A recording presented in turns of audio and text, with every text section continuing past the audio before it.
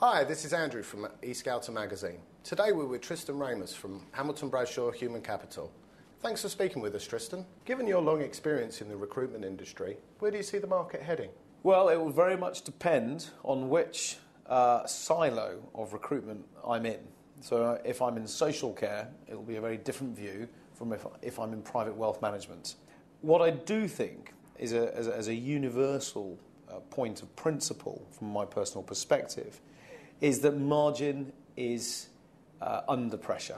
Margin in all sectors of recruitment will be and continue to be under pressure.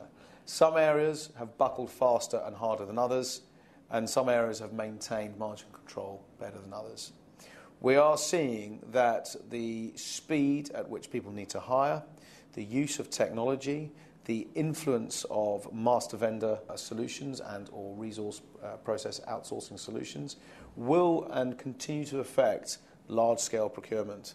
People want more for less. It's a general byproduct of where we find ourselves in business, not just in staffing. So if people are going to continue to make the same level of profitability or convert their GM to the same level of EBIT that they did previously, they need to constantly revise the business model. A lot of people I see have designed a business model for yesterday's market and are still working on it. And the problem with that is they're finding they're constantly under pressure. So I think that one component that has changed significantly over 20 years in recruitment is that the fact it is changing, and it is probably changing at a faster rate over the last 5 years than it did over the previous 15. Congratulations on HB Human Capital being named as the fastest growing recruitment company worldwide in the top 50 global report. What do you put this success down to, and what's next? When we got into the magazine, I think it was ranking number 47, just behind Robert Walters. We looked at each other and thought, 5 years, zero to this is quite unbelievable. What are we going to do for the next 5 years? Go to $1 billion? And when I read it, I couldn't quite believe it, if I'm honest with you, because 5 years ago when I set this up, we didn't own a recruitment business. We had no recruitment business whatsoever. So I think that to grow to that level of revenue through our aggregate activities was an achievement that happened almost by accident, because we were so focused on acquiring businesses, supporting businesses, having passion in those businesses, driving those businesses, that effectively by the time we actually stopped to reflect on what we'd done, we couldn't quite believe that we'd got there so quickly. So I suppose to actually answer the question, what got us there, I think by not focusing on the prize got us the results. By focusing on what makes good companies great, by not accepting mediocrity, by allowing people to achieve their career objectives, by showing passion, leadership and drive around the boardroom table, and by putting that discipline around these companies, help move them to the next level. You mentioned in an interview in January 2011 that you had a build and buy strategy. HB Human Capital has numerous recruitment brands within its estate. What is it that you look for in a potential target acquisition? It depends at where we were in the cycle. So when we looked at the first acquisition, it needed to constitute a platform. And the platform needed a strong BD development program. It needed a strong marketing, financial control, IT, sales and legal structure that actually supported the front-end sales engine of the business. It would help if it had wider territorial operating platform, offices in different countries or different locations. And that would allow us principally the ability to build on that business without building out core central cost. So Eden Brown constituted a cornerstone acquisition, and it effectively operates like an umbrella. So we use the back office of that business, and we then replicate that as a service function to the other businesses we acquire. Then when you look for acquiring businesses, you look for businesses that have operational efficiency to be gained via stripping out some of the back office, centralising some of those control costs, and putting better productivity through our own central resource cost. You then actually get the sales team to focus on what they do best, which is growing their sales line, whether that be master vendor activity, whether it be contract activity, whether it be perm activity, whether it be a new product line, whether it be a key hitter strategy, whether it be a joint venture, and whether it be new geographical territories that they're pursuing. By pushing those businesses out, you're encouraging management to focus on what got them into business in the first place. You're getting them to encourage them to do more of what they were great at, which is selling, not running P&Ls, not worrying about the VAT, not managing the bank or the VA or the cash flow. So from my perspective, it's looking for strong management teams who've got good growth, who understand where they want to go, but need support, funding and knowledge to allow them to fully achieve that opportunity, and for us to have a better and more efficient central back office process that allows us to run these businesses very effectively, more cost effectively than if they had to have the cost in-house. And that allows us to continue to build on this buy and build platform. So each deal, we're either adding GP into the business, where we will lose the brand and absorb the GP. We'll add a brand into the business, where we will bring the brand in and make it larger. Or we'll set up a joint venture to allow people to own their own business and build out their own business with the benefit of the knowledge, the board, and the working platform to leverage from. Can you give any budding entrepreneurs or recruitment startup businesses any advice? How do they succeed in this tough economic climate? There are so many different things that I could share with a young entrepreneur, a startup business, even businesses that are relatively fledged in their maturity. The main thing that I would say that is often left unfocused on in a business is people's own ability to reflect on the way that they carve up their day, their week, their month. I find a lot of people, and I ask them, what do you do? And they say, I run the business. So what does run the business mean? Well, I come in and I make sure the staff have turned up and I set some KPIs and I make sure the payroll happens and your title is, I'm the CEO. CEO, run the business.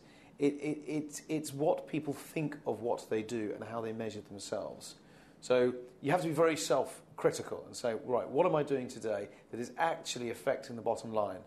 Hitting the payroll is and isn't. It's an administrative job. Making sure John popped in and sent out his CVs and he's hitting his KPIs, kind of junior management role. You really got to lead from the front in a young business. You've got to be out with the client. You've got to be pitching. You've got to be engaging. You've got to be understanding where and how you will affect the revenue line, not tinkering around the edges. The second thing is discipline. People need a self-discipline and they need to put discipline in the business. It's far more important not to consider being liked, but to be respected. So to make the decisions that you don't want to make and to engage with people in a very professional way, don't over-familiarise, but be able to lead your business in a passionate and energetic fashion based on respect, not based on, are my team liking me? Are the board happy with me? Because that's not what's important. Performance outshines any of those single components. So if you're performing, you'll always be respected. If you don't perform, you've got to rely on personality. Particularly in small businesses, they don't really sometimes focus on what they think is important to move to the next stage. So discipline is important. I think respect is important. I think self-evaluation is important. What are you doing today that's going to affect the bottom line? It's self-evaluation. And I think using your skills, taking away aggression and using the ability to influence. Be smart at the way you think, the way you engage, the way you lead. Influence outcomes. Influence the clients to use you. Influence the candidates to take the job, influence the people to go the extra mile. And above all, as I always remember learning very, very early in the early 90s, is learn how to hunt the money.